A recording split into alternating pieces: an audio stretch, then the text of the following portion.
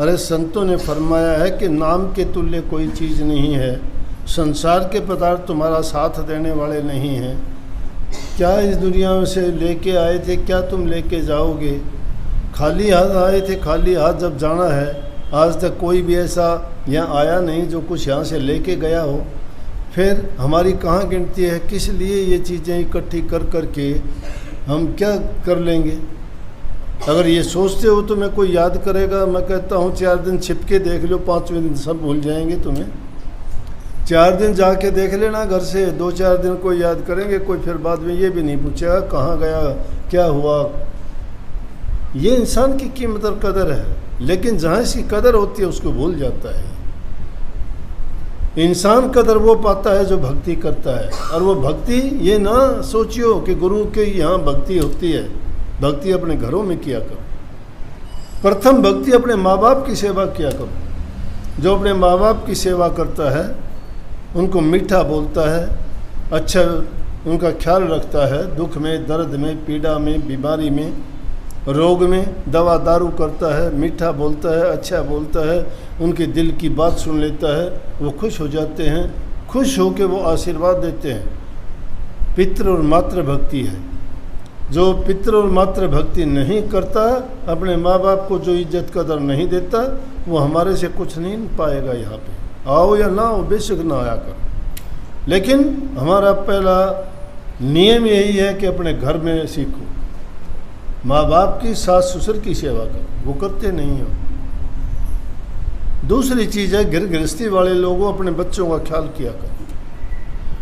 तुम अपना अपना ख्याल करते हो, बच्चों का ख्याल नहीं करते। अपने आप को सजाते संवारते रहते हो, तुम अपने लिए अपनी मन की जो तमन्ना है उनको पूरी करते हो, बच्चों की तरफ ध्यान नहीं देते। तुम्हारे बच्चे क्या करते हैं?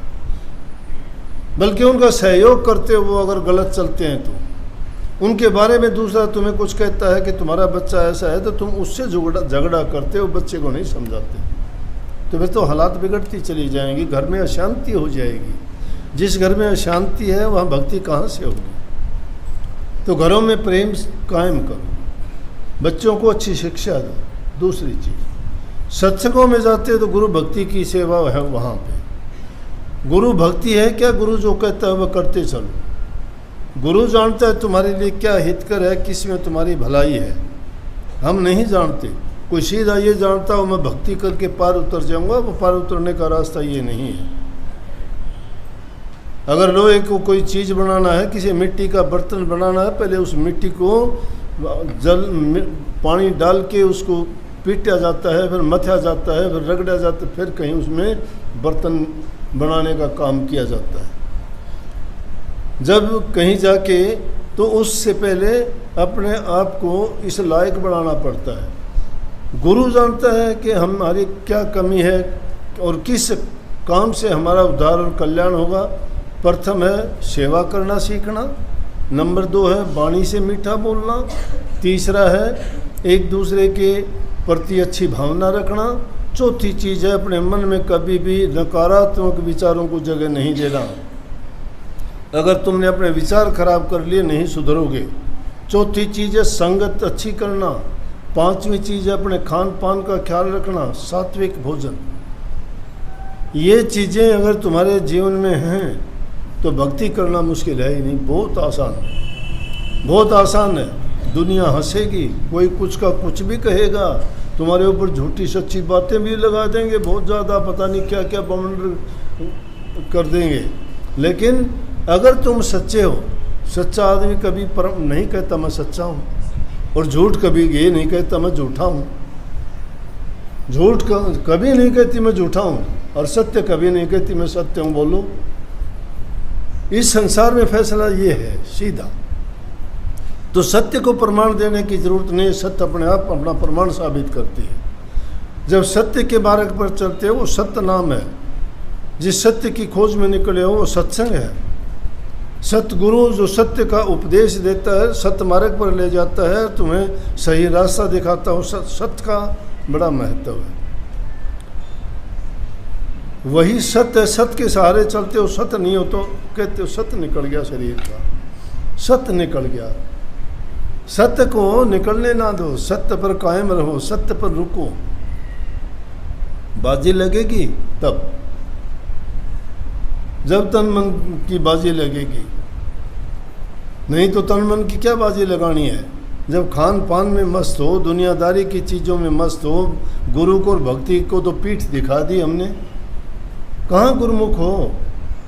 गुरुमुख होगा वो तो गुरु के लिए अपना सब कुछ न्यौछावर करने के लिए तैयार होगा। गुरु के लिए क्यों? कि उसने गुरु को पहचान लिया। जो गुरु को जानता नहीं, पहचानता नहीं, जिसने जाना नहीं, जानोगे कब? इन आँखों से देख के जान नहीं सकते। गुरु ने जो भेद दिया, रास्ता दिया, उस रास्ते पे चल के जब जाओगे और जब अंदर में प्रवेश करके उस नूरी गुरु के तुम्हें दर्शन होंगे, जब पता लगेगा कि वाकई में गुरु तो गुरु है, गुरु नाम ज्ञान है। वो नूरी गुरु जब नज़र आएगा तो पता लग जाएगा कि जिस गुरु को हम बाहर देखते थे वो गुरु तो अंदर में भी है, लेकिन वो देह रूप में था और ये विदेह रूप में है। वो ज्ञान है। अब ये सोच लेना ही या कल्पनाओं की बात करना, झूठे साचे सपने देखना, कितनी झूठी बात बोल देते हैं। काफ़ी आके कहते हैं हाँ ठीक है। कोई कहता है मेरा भजन नहीं बनता, कोई कहता है मेरा सुमन नहीं होता। कैसे नहीं होता? और क्यों अपनी कमज़ोरी बताते हो? तुम्हें सुमन करना है तो मैं तो करूँगा नहीं, आपने करना है करो। सुमन कौन करेगा? शरीर आपका, जबान आपकी, मन आपका। तो गुरु के कहाँ हुए हैं? लगाई तन मन धन की बाजी। जिसे नाम दिया था गुरु से तो वचन किया था हमने कि मेरा तन भी तेरा, मेरा धन भी तेरा, मेरा मन भी तेरा। सब चीज़ों को तो अपने आप लिए बैठे हो, फिर गुरु से जाके पूछते हो। क्यों पूछते हो? हमने तो अपनी ज़िंदगी में कभी एक अक्षर नहीं पूछा गुरु से, कभी पूछा नहीं। अनेकों ऐसे अवसर आए, गुरु ने पता नहीं क्या मौसी मेरे से उल्टे सवाल कर देते, क्या देखते थे, क्या सोचते थे वो दूसरों ने। मैं कभी ये भी नहीं सोचा, ये भी मैंने कह दी नहीं, मैंने कहा भी नहीं करता हूँ। काफ़ी लोग तो कहेंगे कभी ज़िंदगी में एक बार नहीं मिले, और आगे कहेंगे नहीं गुरुजी तो मैं मिला तो मैंने यूँ कहा करते गुरुजी। मैं कद आया भाई तुम? बोला कि हाँ मैं कई बार मिला। अच्छा आपको तो एक दो बार मिलने से ही हो गया और मैं सारी ज़िंदगी लगा दी, मेरा कदे को नहीं होया। तो जो आदमी झूठ बोलते हैं उनका क्या किया जाए? जो झूठ बोलते हुए देर नहीं करते, अरे उन्होंने सुना तो, और अगर कहा तो उस वचन की तुमने कितनी पालना की? अरे गुरु का वचन ही गुरु की आज्ञा, गुरु की जो उपदेश है वही मंत्र है। जो गुरु की आज्ञा को ही पूरा कर ले, उस पर ही सीधा चल पड़े। मैं कहता हूँ भजन ना करना कोई भी। भजन है क्या? भजन तो तुम अगर सच्चे मन से करोगे अपने आप भजन बन जाएगा। मन की वृत्ति ठहर जाएंगी, तुम्हारी एकाग्रता हो जाएगी, दूसरी चीज़ों से ख्याल ही हट जाएगा। ना तुम नाम के दीवाने, ना गुरु के दीवाने, ना तुम भक्ति के दीवाने। तुम दीवाने हो संसार के पदार्थों के, उनके पीछे भागते हो। मुझे ये मिल जाए, मुझे वो मिल जाए। क्या मिलेगा? मैं कहता हूँ तो उनकी चिंता ही ना करो, वो तुम्हारे पीछे भागी फिरेंगी वो चीज़। लेकिन तुम उनके पीछे भागते हो तो वो तुम्हारे आगे आगे भागती जाएंगी। सब काम दुनियादारी के करते हो। एक मिनट कभी सोच लिया करो बैठ के कि ये दुनिया की चीज़ें क्या मेरे काम आएंगी? कोई जीते जी जिस इंसान को चीथड़े नहीं मिलते, मरे हुए को उसको भी नया कफन दे देते हैं। जिंदगी में उसको चीथड़े नहीं मिलते पहनने के लिए, मरने के बाद नया कफन तो उस पर भी डालते हैं। क्या फायदा है जीवन का? सोचते ही नहीं कभी। इसकी मिट्टी बननी है, क्या गर्व करना। इसलिए टाइम निकाल के सब चीज़ों को छोड़ के अपने मन को प्रभु के नाम में लगाया करो। गुरु से जो तुम्हें नाम भक्ति करने का तरीका मिला है, कोई भी किसी का भी शिष्य हो, मैं ये नहीं कहता, जो राधा स्वामी मत के भी हैं वो, और अगर दूसरा भी कोई आया है तो उनको बताता हूँ, जो भी तुम्हारे गुरु से तुम्हें भेद मिला है और जो भी तुम्हें तरीका बताया है ध्यान का, अभ्यास का, सुमरण का, भक्ति का, उसी तरीके से तुम करो, तुम्हारा कल्याण हुआ, तुम्हारा उद्धार होगा। लेकिन ये नहीं कि गुरु ने बताई थी उस बात को भुला के बैठ गए। अरे गुरु से तो द्रोह और घात रखते हो, गुरु को गुरु मानते ही नहीं, गुरु को इंसान समझते हो, गुरु को इंसान मानते हो। अब आप जैसा ही मान लेते हो, गुरु आप जैसा नहीं है। गुरु के जैसे तुम बन के दिखाओ ना, फिर पता लगेगा।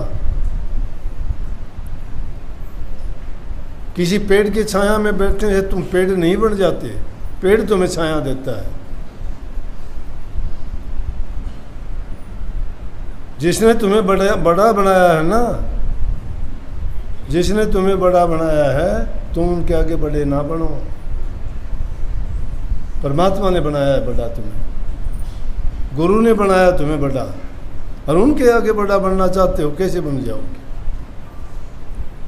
बहुत कठिन मार्ग है, लेकिन इस कलयुग में संतों ने तो सीधा मार्ग कर दिया कि भाई तुम सब चीज़ों को छोड़ के सच्चे मन से अगर तुम नाम का सुमन भी सही तरीके से करोगे, ईमानदारी सच्चाई का जीवन जीवोगे, घरों में प्यार प्रेम शांति रखोगे, माँ बाप की सेवा करोगे, सबके साथ अच्छा बर्ताव करोगे, दीन गरीब दुखी की सहायता करोगे, मैं कहता हूँ कि तुम्हारे मन में शांति होगी, घर में शांति होगी।